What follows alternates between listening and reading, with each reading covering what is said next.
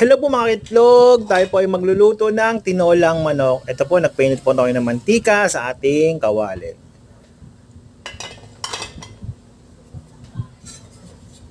Maulan po ngayon dito sa Quezon.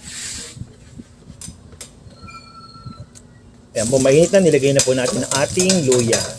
Yan po yung toasted lang po natin para mas malumabas yung kanyang pinaka-ginger at yung anghang niya.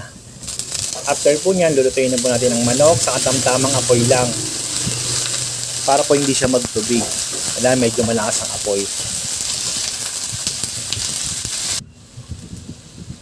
After naman po natin yung lutuin at medyo luto na po at lalagay na po natin ng tubig ulan. Hindi po tubig nawasa po yan. Ay, mineral water po yan.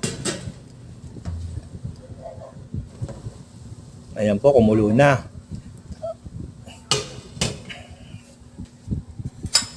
Ayan po, kumukulo na po. Titimplahan na po natin yan ng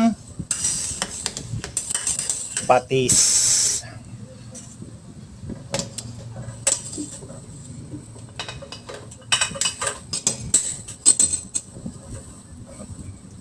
Apo, para mga 2 kutsarang patis lang ang ating ilalagay. Dinamihan ko po talaga ang tubig at masarap pong humigop ng sabaw habang malamig po ang panahon. At lalagay na rin po natin ang ating papaya. Pinakuluan ko lang po yung papaya para lumambot. Kasama na rin po yung manok sa ating pagluluto. Tinikman po natin. Yan, medyo okay na po yan. Ilagyan na nga po pala yan ng garlic powder, paminta, at isang chicken cube. At ilagay na po natin yung ating malunggay. Yan po magbibigay linamnam at sarap sa ating tinola. Malunggay. At talagyan po natin ng konting patis lang. Siguro mga kalating kutsarita lang muna. Yan. Okay na po yan. Goods na po yan. Napakasarap po ng ating tinolang manok. At maraming papaya at maraming malunggay. Sarap ng gulay. Pampahaba ng buhay. Ito na po ang aming tanghalian mamaya at baon ni Mami.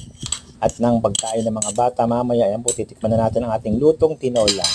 Yan po ang ating breakfast, hindi po ako nag-rice. Sarap ang kain. Sarap po ng sabaw niyan. Ito na po ang ating manok. Napakalambot po ng manok. Tingnan niyo po.